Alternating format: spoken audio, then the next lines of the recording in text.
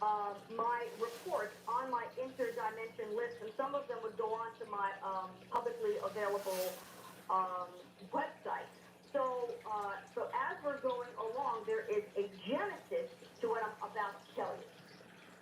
So here in early November 2001, this huge Circuit City building appears, and I go in there, and I do what I usually do. I have a way that I interview people who suddenly appear in a timeline who I know really shouldn't be there.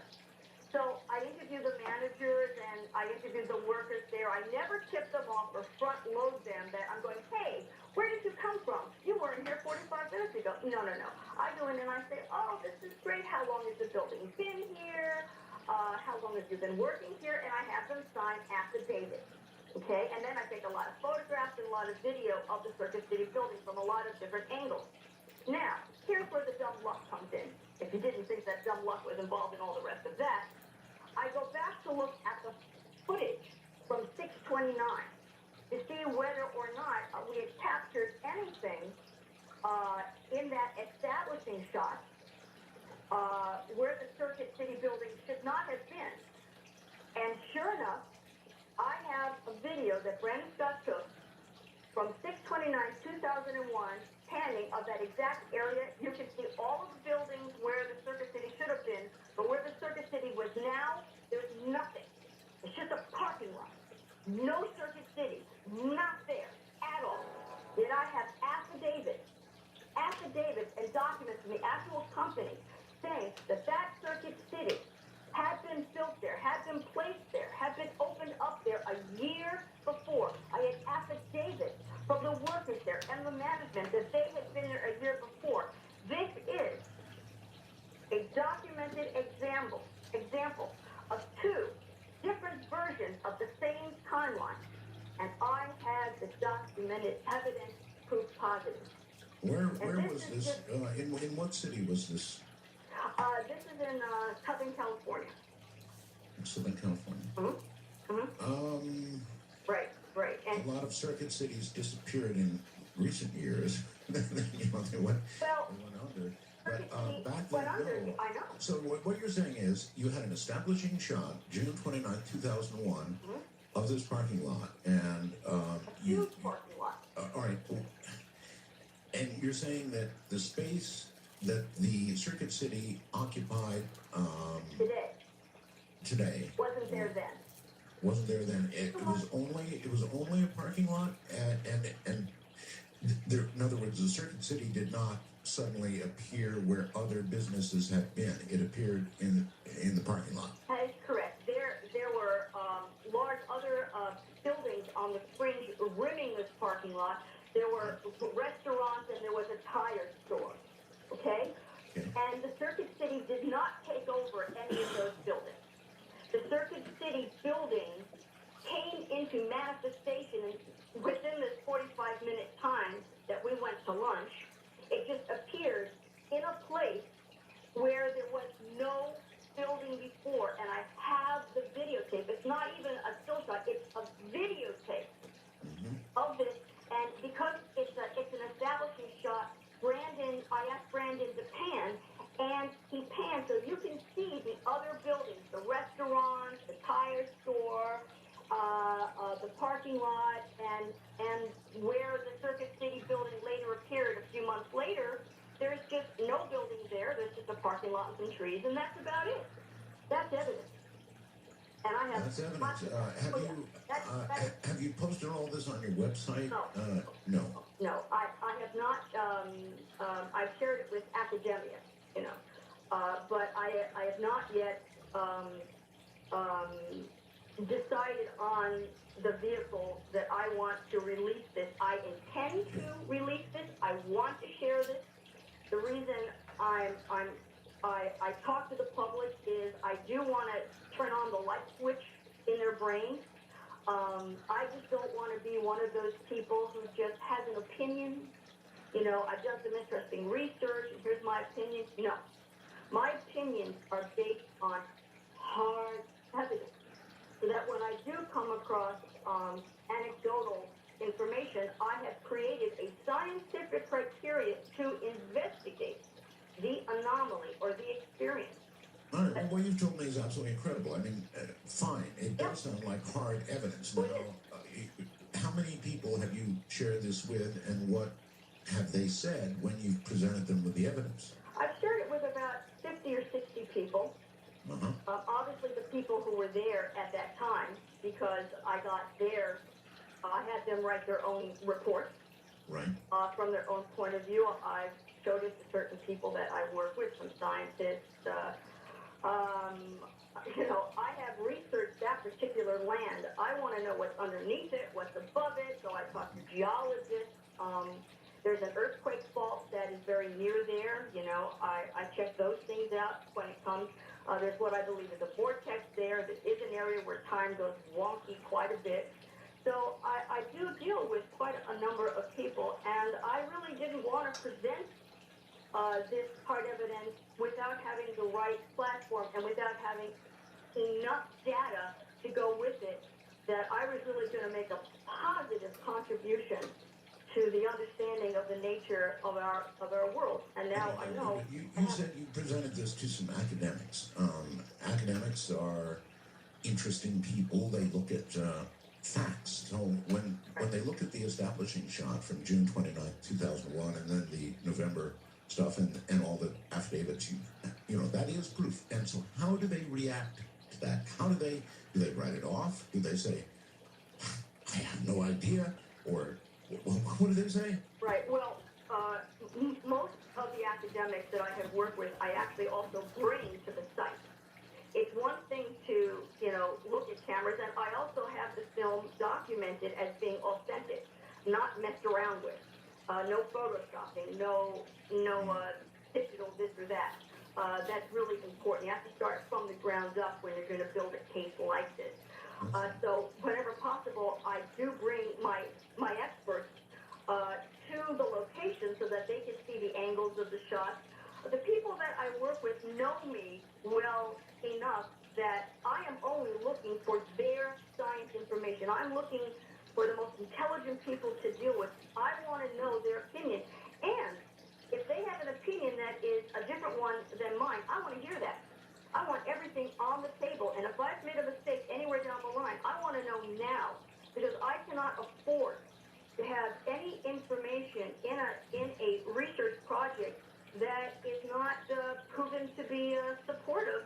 Well, that's absolutely right. But so that's why I'm asking, what sort of reaction did you get to this kind of hard evidence? Amazed, of course, upset. They're amazed, upset. They all realize that I've turned science on its ear.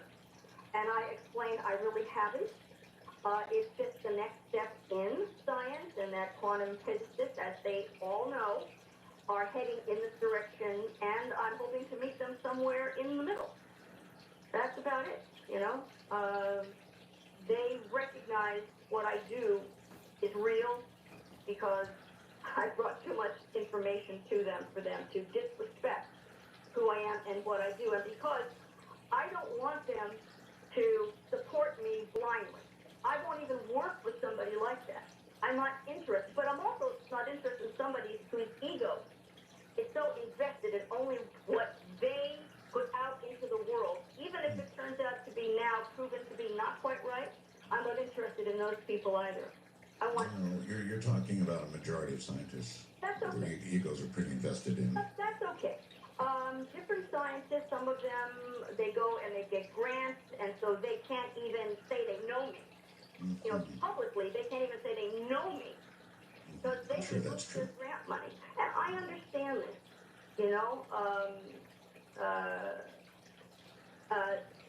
I'm independent, I don't depend on politics. So I can sit here and talk with you and tell you I'm going to present all of these things to the public in the right format with the right support system because I want you to have it. And remember, this is only just one of my pieces of hard evidence. And anybody would take a look at this hard documentation and say, what has happened? What is going on here? And so I want them to tear it to shreds. I want them to take a look, like I said, at the very beginning. Is there manipulation of the video? Is there somehow the video is taken from a strange angle that makes it look like the building's not there when it was there all the time. All of that has been gone through because that's how I think. When I work with other experts in a variety of fields, I look at their work and I'm critiquing it myself, going, is this somebody who can really meet me and bring to the table everything they know? And if they discover something that I have that they realize alters their data, are they willing to advance their data? Those are the type of people that a lot of scientists, of course, are not willing to do that at all. But okay, that's one very good piece of evidence, I will admit. We've got time, so if you have other evidence, other things that you've documented, I'd love to hear about them. Great, I'll share them with you. Fire away. Okay. One of the things I know that Whitley Strieber is very aware of, and so is a lot of the world, is something that I do called reality shift manifestation. A reality shift is not something that I discovered. I discovered time shifts from the core matrix and all that, but reality shift is associated with the fabric of the way that our timeline is created. What I did was I discovered what a reality shift actually is and how it functions. In brief, it is a localized phenomenon where something in somebody's local world alters. The entire timeline does not change. It's just something about them changes. I have been running experiments for years and years and years to have items actually materialize. Yes, I have this on video and I have these on photographs. I was running experiments with my interdimension research list, which, by the way, if the public would like to join, if they're interested, they can go there and ask.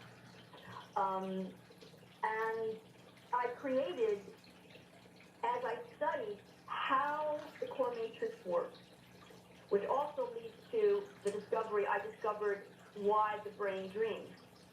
Our interface with the core matrix, the dreaming brain, is for the most part, you are interfacing with the streaming data of coexisting timelines, which is how Whitley Strieber could see all of these other lifetimes, versions of lifetimes that he was explaining. He was actually accessing multiple timelines at the same time. People do that all the time. I discuss this phenomenon on my interdimension research list. So I developed a protocol that I call reality shift manifestation, where I can actually alter part of the fabric of reality. And I did that publicly August 31st of this year. You may recall that there were some deadly wildfires in California. I do indeed. Okay. And now, privately, on my interdimension list, we had been experimenting, seeing if we could do a reality shift manifestation to bring rain to where there are fires. And we had had some success. And so for the wildfires, my group and I decided that we would also do it to help out. And we do this privately, quietly, not in the public. But all right, Starfire, we are at another break point, so hold tight. Reality shift manifestation, bringing rain to an area that has wildfires. I think we can work in that area a little bit. We've done some of that, haven't we? From Manila, in the Philippines, Southeast Asia, I'm Art Bell. We'll be right back. Here I am, filling in for George, a well-deserved night off for George. Doing the show every night is quite an incredible feat, and so it's a well-deserved night off. All right, Starfire mentioned reality shift manifestation, and in that context, bringing rain to an area that needed rain when wildfires were going on. That, of course, it forced me to immediately recall the experiments that we did. I forget, 8 or 9 experiments. And these experiments, imagine Starfire knows about them, but we produced rain.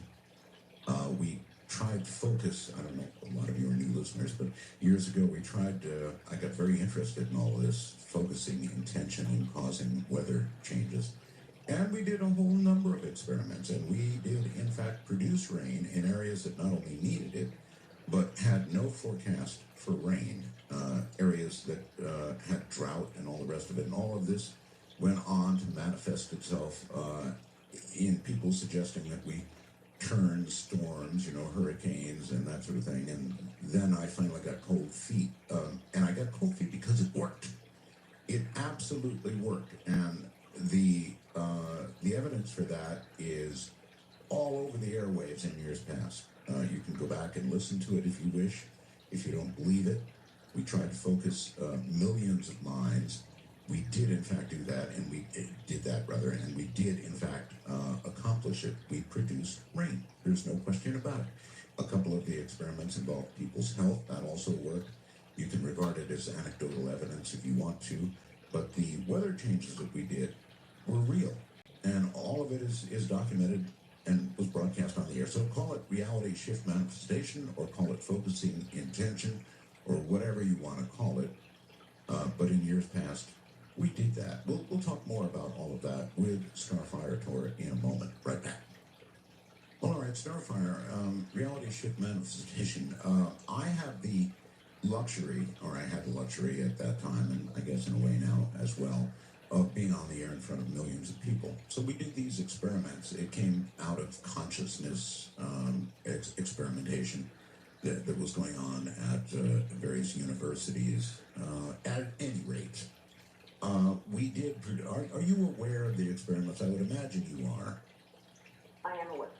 You are aware. I'm aware, not of what you're talking about. You're making it rain. That I did not know.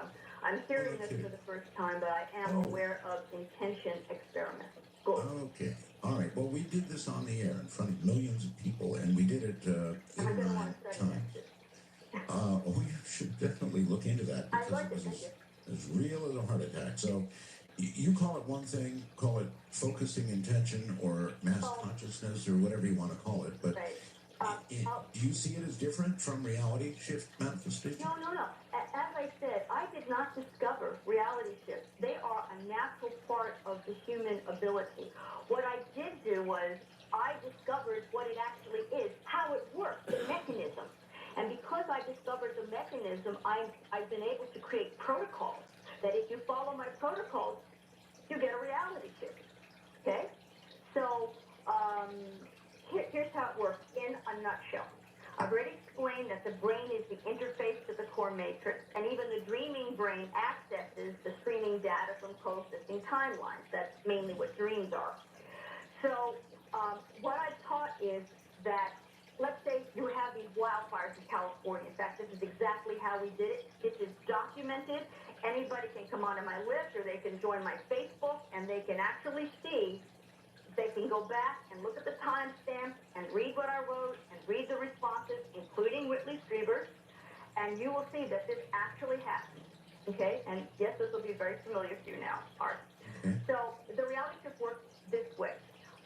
You have the wildfire and dry. No rain is predicted. Okay? So that anyone in the world can, no matter where they are, can look at the weather report in that part of Southern California or California in general and see no rain is predicted, not even for the week. Done. Okay. So now, using the interface of the brain, I roll through coexisting timelines, looking for one where it is raining, where I want it to rain. And once I find that, I make a copy, paste, okay? And through our joint efforts with the brain, we copy, paste it, and we do an edit into the dominant timeline. Okay, I'm a little confused. Hold on. Okay. You say you go through, or you look through other timelines. Well, how do you do that? I teach it. I mean, you just can't do it. You know, I'm being very quick with my words, but I have... Well, we have the luxury of time with a program like this, so I want to understand. Is this a mental process only? You sit down, close your eyes, and go through what you consider to be different timelines and find one where it rain? Is that the process? Or if not, take the time to explain to me what the process is. Okay. Using your brain and the soul, anything and everything that allows you to, you can call it psychic if you want. You can call it the interface connection. Some people who I work with need to go find what's called a vortex, someplace where their own energy is amplified. Sometimes what are called haunted locations work for that as well.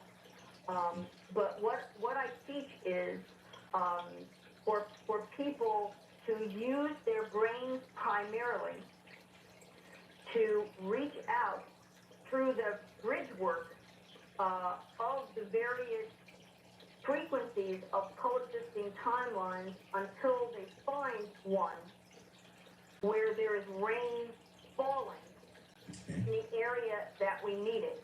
If we can't find rain, there will be no manifestation of rain. Mm-hmm. So, that's a rule for reality shift manifestation. I take people through a variety of exercises that I teach to hone their brains to be able to do this, to take their brains out of the amnesia that they're in. In fact, some of the methodology is just to get people to smell new things, go to new places, think about new things, to educate new gray matter, to formulate their brains even before they go to sleep. I have them think about certain images, certain colors, certain things in their own lives, so that their brain is not trapped in only the assimilation, the dumbness, the amnesia that the core matrix wants everyone to think that it's a singular timeline, nothing unusual is going on, go with the program and live your life. Pay no attention to the little man behind the curtain, such as in The Wizard of Oz.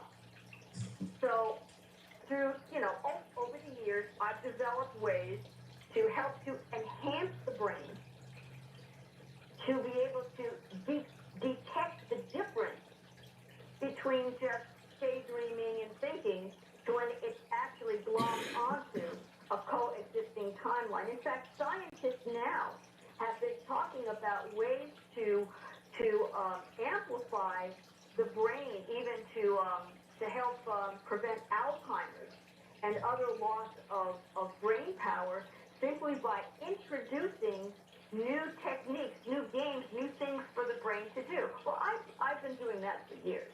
All right. Well, once one has mentally located a timeline in which there was rain involved with the California wildfires, then how do you impose that timeline on the current timeline and produce the rain? It's by focusing intention, yes? Yes, it becomes an act of intention, but the intention has rules, because we know that we are copy-pasting from a coexisting timeline. And when you copy-paste this life on your computer, you're not taking it away, you're leaving the original, and you're making an exact duplicate and bringing that over, okay? And anything that you find in any coexisting timeline is some event, scenario, byte, or bit that exists in the core matrix. It is not creation. It is manipulation of the assets, okay? So I want to make that very, very clear. And But I don't know that it is very, very clear. I see exactly what you're doing, but I don't know that it's very, very clear that it is in any way different from somebody or even millions of people. And I want to talk to you about the numbers of people involved in doing this and whether it makes a difference or whether one person can actually do it. I'm not sure of that myself. I think that millions of minds focusing intention on something like changing the weather somewhere may be, and I say may be, more powerful than a single person doing it. Actually, it's not, and I'm going to give you an example of the fallibility of that. And if you'll just remind me in about a minute, I just want to complete this thought so Sure. I don't leave you or myself or the listeners sort of up in the air on this. I'm concerned about that. I just want to say that using the protocol, which we will revisit in more detail, using the protocol of reality shift manifestation, I announced to the world I was going to do this, I guess the way that you did what you did, Art. And so anybody could see that there was no chance of rain, and I said when the rain was going to fall, and so it did. Okay? And so Okay. it did. And you have all of this. You have all of this. This is documented. Any of your listeners, you don't have to be a scientist. Any of your listeners can join my Facebook or my interdimension list, and you can go. It's right there. It's timestamped. It's on my profile page. You can see where I post what I'm going to do. You can see when I did it. You can see the comments during, the comments after, where people are bringing the evidence forward and they're posting links to pouring rain here and pouring rain there and the moisture going up here. It was great. And normally I do this sort of work very privately. Either I'm doing it myself or with a small group or through my research list. The reason why I chose to make this public at that time was I saw this as the perfect condition to show people that these reality shifts are instantaneous as far as their consciousness is concerned.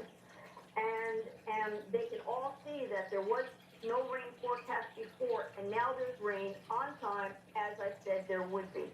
So now I am demonstrating the accuracy of my understanding of the research that I do, the claims that I'm making, that I understand how the mechanics of how it works, and I've just proven it to you.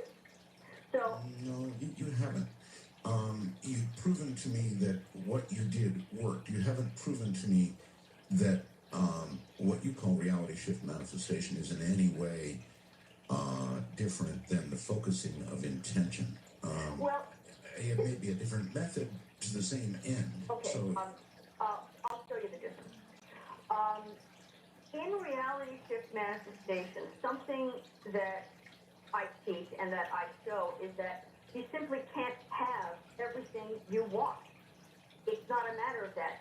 You know, there has to be a certain amount of integrity involved and ethics. And if what you want, you can't even find somewhere in a coexisting timeline or with the core matrix, then, you know, if you want it, you can't do it through reality shift manifestation. It's not going to work. So let's say you have somebody who just wants to have all these riches and yachts and all these things, but this is not their program. The way that I do my reality shift manifestation, you're not going to get it. Now, we've tested that out over the years, and it turned out to be true. That's how I developed this knowledge.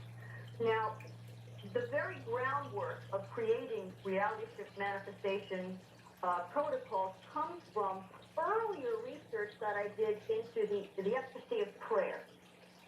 And as we all know, that probably globally and historically, intent seems to be wrapped around one's prayer or wishes or desires.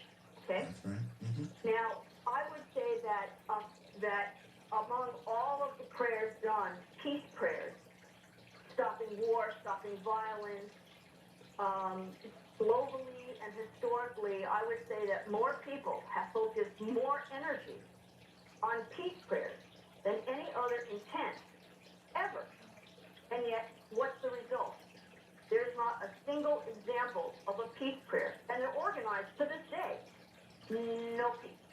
Not a single peace prayer has created peace. Now, right there, that's an in-your-face problem. You have to deal with that. What's going on? So, in my research, which I was doing prior to any of these other discoveries that I made, I discovered that that peace prayers generally just do not work. Now, I completely understand that the human brain, the human soul, human energy, powerful. One, powerful. You put together a million incredibly powerful. That should move mountains, but it doesn't. Why? See, I ask those questions. And here's what I discovered in a nutshell, and part of it is written up on my website to explain the genesis of reality shift manifestation. In this world, or coexisting timelines, if you actually make a study of war and peace, you discover that the way that peace comes is through war. People wage wars to bring peace. It's true. So, what happens then if you have millions of people praying for peace, yet the programming of the planet, being that we are all a warring planet, is that if you want peace, you must go to war first.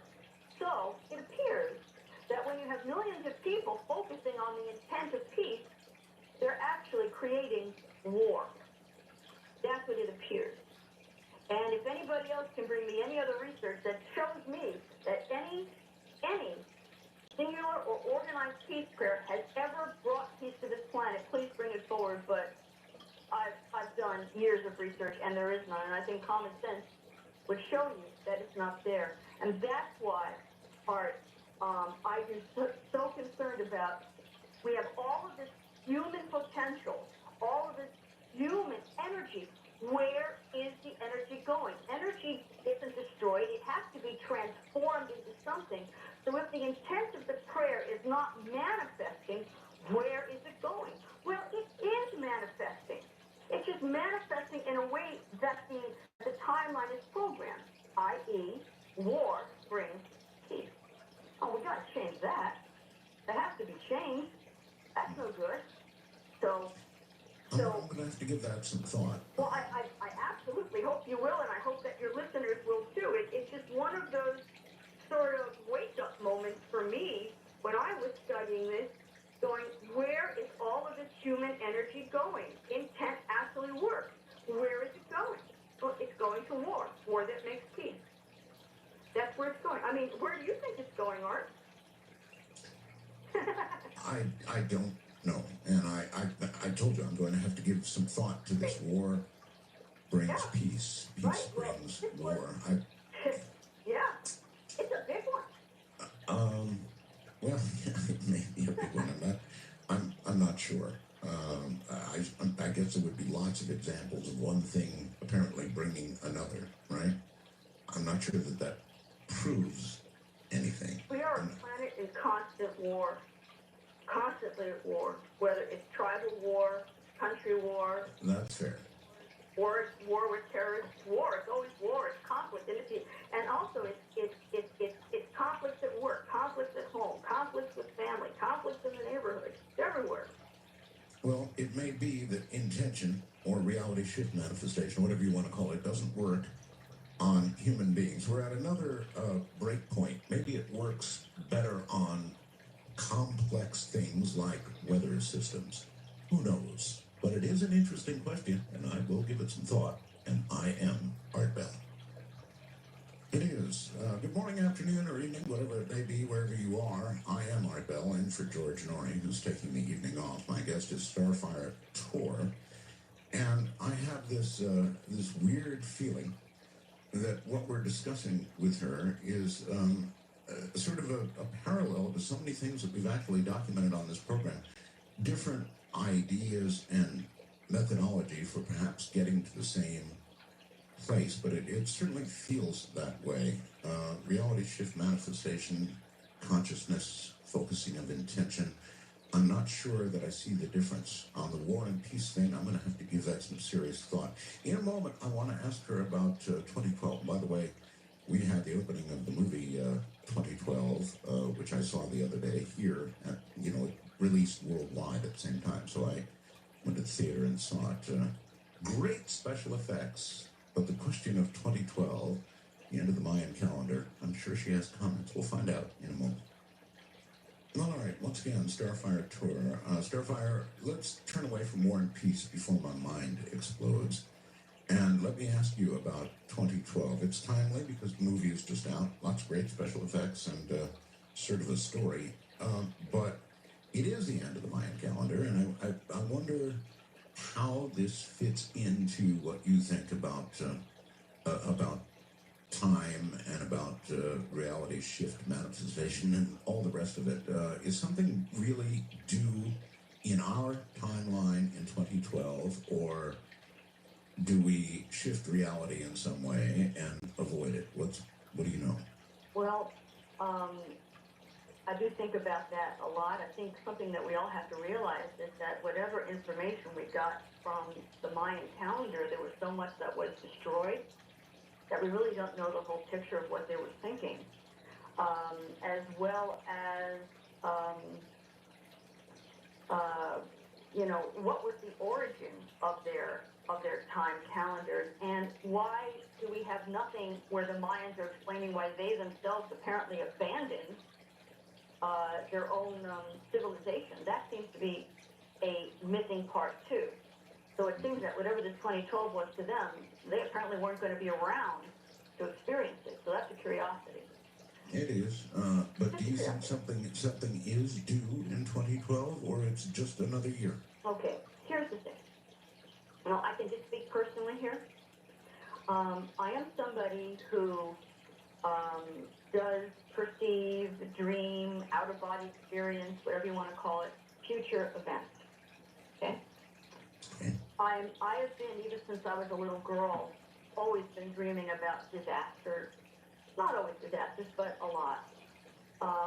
Before 9/11, you can read it on my website. On 9/10, I posted this whole thing about that. I didn't say the words 9/11, but I do talk about the World Trade Center and the military complex going down and attacks and planes and all sorts of things. So take a look. With that in mind, yes, I do have a concern about 2012, but I also know that because time shifts, I think that whatever might be happening in 2012, we've already experienced in multiple timelines already, and that we're sort of dealing with cross-contamination from coexisting timelines. I think that that's why we're seeing so many awful things happening on the planet now, all these disasters and these wars and viruses that somehow got loosed upon the world.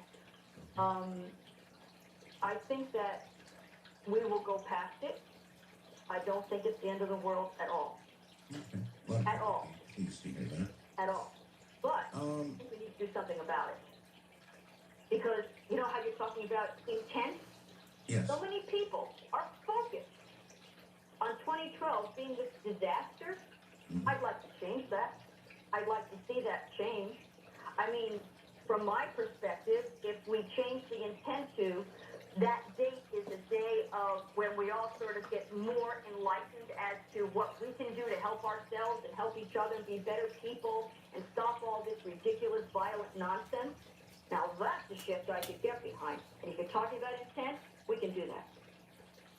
Well, if you believe intent is the driving force, we can do that. And if you believe intent is the driving force, Starfire, then No, I think according to you, a reality shift manifestation can be accomplished by, i.e., one person. That's a really good question. I hope not.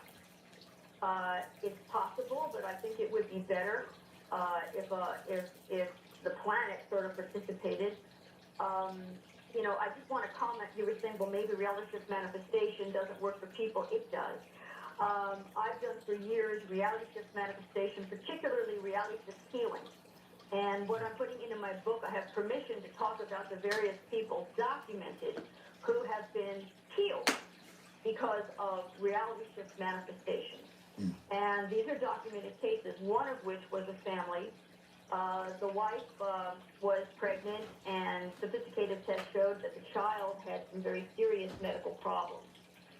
We did reality shift manifestation healing, and almost miraculously, instantaneously, the baby's fine, the baby's born, it's great. People have done my reality shift manifestation healing protocols, and they no longer have cancer, they no longer have this and that. It works when you follow the protocol. So it does work for people, Art. But it's still a work in progress. I don't have all the answers. None of us do. So, and me, I would never, ever claim that I knew all the answers. That would be ridiculous. Good. Because that's a good way not to be believed the moment you say you've got all the answers. Oh, every time I find out something new, I think, oh, how stupid could I have been not to have seen that? So no. Nobody has all the answers. Time travel. Do you think time travel is possible, is in fact being done? Yes, absolutely. Do you think that it requires a machine with great amounts of energy, or that it's a mental process? You know, I think that the act of time travel is not just a one-stop shop. I think there are a number of ways that time travel can be achieved. I think that some of the time shifts that we experience may be caused just by the fact that someone or something is causing a time travel incident. Time travel alone, you know how I talked about frequencies in the beginning? Yes. And we talked about coexisting timelines. Well, one of the realizations that I came to, and there's always room for growth in these types of realizations, is that when somebody makes an attempt to, say, go forward or backward in time, just the very act of doing so puts them into a coexisting timeline. What that means is you really cannot go forward or past in the timeline that you departed from. So that very act of time traveling, whether or not you can utilize your brain to actually cause you to shift from one timeline to another, or you have some sort of a machine or something that's a cross between a machine and biogenetics that can cause you to move about in time, you're not ever in the same timeline. I think that there's a great deal of evidence just in something called oof art. You probably talked about them on your show. These are things that are found by archaeologists, like the Baghdad battery, that are just, what was that doing in the ground, you know, in a time period where there was embedded in a rock. Yeah, that's right. You know, it just makes no sense. It does make sense when you add knowledge about the core matrix and time shifts and time travel moving through coexisting timelines, then you realize that there is a great sharing of data, bits, bytes, copy pasting, people, ourselves moving around. One way that I know that we time travel, now this is just a definition of time travel, is it is possible for some people to just be like walking down a road and suddenly they turn a corner and they find themselves in another time. Where are they? This has been talked about for years. People have been talking about their out-of-time experiences for years. Or there's a very interesting case of the man who was flying his plane from, I think, Miami. He was in the Bermuda Triangle. And he finds himself in some sort of a vortex. The clouds closed in around him. He was lost on radar. Then he suddenly comes out of this he calls it electronic fog, and he is in a completely other location physically than he ever could have been or should have been flying that particular plane. No, all these things are absolutely real. I know they're documented, they happen, and there are science. There's a science. There has to be a science. Well, I agree that ultimately science will discover why these things are occurring. Right. But I'm not sure that we've discovered it yet. These are forms of time travel. This may not be the standard sci-fi or quantum physical theory of time travel where you get into the machine and you want to go forward or backward in time like the movie Back to the Future. But at the very basic level, and I'm not saying it's not there, but the very basic level, when you have a dream about a future event, like I do all the time, and I post that, and it's very specific, and then that happens like an hour later or a day later or a week later, what am I doing? It's a form of time travel. It has to be. And guess what? Millions of people are just like me.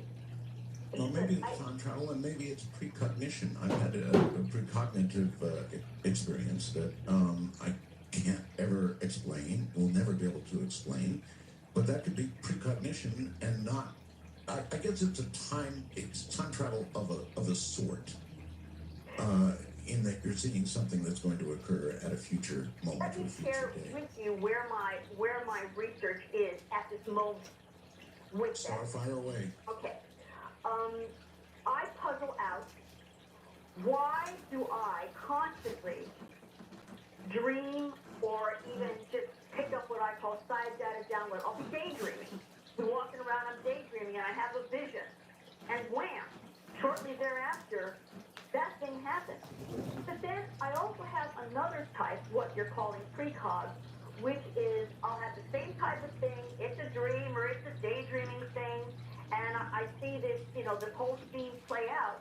And then the next day, I go to the movie, and it's not real. It's a scene in the movie that I'm looking at. What the heck is that about? And I find that other people who report to me their precogs, some of them have the same problem.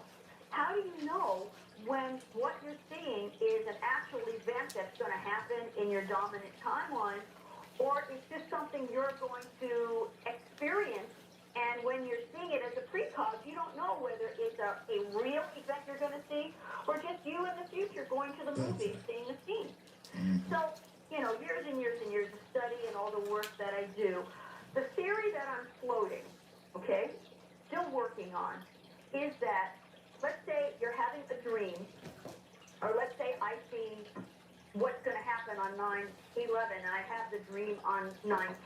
Okay? I happen to know that a number of people around the world had precogs about 9/11 in different ways, shapes, and forms. I collected them. Most of them you've never heard of. But they did happen, and I received them prior to. Okay? So what is going on there? Well, what I'm floating is that because the dreaming brain is interfacing with the core matrix and all these other coexisting timelines, that we are accessing other coexisting timelines. We're not going into the future, we're not going into the past, but there's something called a time slip that happens with the time shift, and that is that these various frequencies of coexisting timelines aren't actually lined up time-wise. It's not 1251 or 851, No, I think I'm clear on what you're talking about. You're saying that we get a glimpse of another timeline that is not in a linear time right. With us now. Right. That's how time I've got you. That right. Could be. Right. So what may seem to be a future event from where we're dreaming from is actually something that's happening at that moment in that coexisting timeline. Right. Okay? Right. And then some of us, I'm one of the us's, are able to tell the difference between, just a dream that's just jumbled events going on and something that I'm saying that's going to happen. That's going to happen. And I know the difference, so I type it up, I post it on the internet, and I create documentation. Okay, well, I'm interested, and I'm sure many others are as well. How do you delineate between something that you've dreamt or whatever? How do you know it's something that's really going to happen versus the movie you'll see more? How do you know? What kind of stamp can you put on it to know? Now, this is personal to me because my interdimension research list, it really delves into this. Many people on my list have precogs. And every single person has a slightly different way that they can tell the difference. But here's how I do it, and I think it's pretty general. When I have what I know is a precog, that's one of those dreams a lucid dream. It's like I am there. It is so real, so crisp, and it's not, and it seems to be like in a movie, the scenes make sense. I also have the ability to have discussions within the dream of what's going on. So I'm very cohesive, very aware, very conscious, and sometimes I even know I'm dreaming. And there's somebody else there, and I'll be saying, oh, I'm looking at something that's going to happen. I better remember this. And then sometimes I can even ask questions, or I can consciously take a look and see if I can see street signs, that I can locate where this event. Because what I want to try to do is, if I'm seeing a disaster, I want to try to prevent it. Well, I guess that would be a reality shift manifestation, preventing it. But in the meantime, a great way to get some credibility is to immediately, with the ones you're sure of, post them on the internet or post them someplace where it can all be documented and everybody can say, oh my God, look, she thought something would happen on 9/11 and it happened. And if you do enough of those and you're right enough of the time, you gain credibility. Right. All you need to do is to go to my website and you'll see a sampling of them. You can come onto my interdimension list where they are archived, date and time stamped and archived. And it's not just myself, there are other people as well on my list who have similar capabilities, and we do work together trying to figure out how to utilize this gift to help people and help humanity. So, yes, and I've created a criteria to determine when something actually is a PreCog and it's not a PreCog. For example, if somebody just has a dream about a plane crash and it's very generic, well, you know what? Planes crash all the time. Mm-hmm. So eventually a plane's going to crash, unfortunately, and then that person's going to say, I dreamed that. Oh, not so fast. If you want to get into where I consider it documented, you have to have something very, very specific about that plane crash. Something very, very specific. And when you read my documented ones, you'll see what I'm talking about. I'm very, very specific about it. And then those plane crashes, they have to happen very immediately. Not months later, unless it's so specific that months later is acceptable. If there's something so different, so detailed, people's names, what they look like, the place where it crashed, those are the things that are useful PreCogs. Other than that, please don't call it in my presence a PreCog, because my criteria will not. The ones that I'm interested in would be the ones where, for example, you're scheduled for a flight. You have a precognitive a dream or whatever that says this plane is going to crash. So you cancel your flight and then document the fact that you think this is going to happen, and then it happens. Well, that's pretty solid stuff. Not conclusive, but pretty solid. What are the odds? We're going to take a break here, and then we're going to open the phone lines when we come back. I'm Mark Bell for George Norrie from Manila, Philippines. Indeed so. Here I am from all the way over there. My guest is Starfire Tour, and I've been kind of reflecting and listening very carefully to what she's been saying. Now, I get computer messages, fast blasts, as I do the program, and a lot of people think that she is crazy as a loon. I'm not one of them. I really don't. I'm not in that camp at all. I don't think she's crazy as a loon. What I think is that she has discovered a lot of things that we've been talking about for years and has given her own interpretation to them. Fair enough, she's been doing this for years. Strange that I haven't run into her previously, but she's been doing it for years. She's known Whitley apparently for years. So all of this is new to me. The things she's talking about are not new to me, whether it would be time slips, the possibility of parallel universes, reality shift manifestation is what she calls it. I call it intention, or focusing intention, or consciousness experiments. But these are all similar things. So, crazy? No, absolutely not. Discovering, perhaps feeling that she's discovered things that have existed since probably time began. Talk about when time began. and given our own interpretation to them. That's what I think we're dealing with here. At any rate, I'd love to take calls. I know that a lot of you have had the experiences that we've been talking about this night, and I'd love to hear about them. And for those of you who don't believe any of this, there will be nothing that we can say that will convince you. For those who have experienced it, there will be nothing that will change your mind. You already know it is so. And with that in mind, we'll go to an hour of calls in a moment. All right, once again, Starfire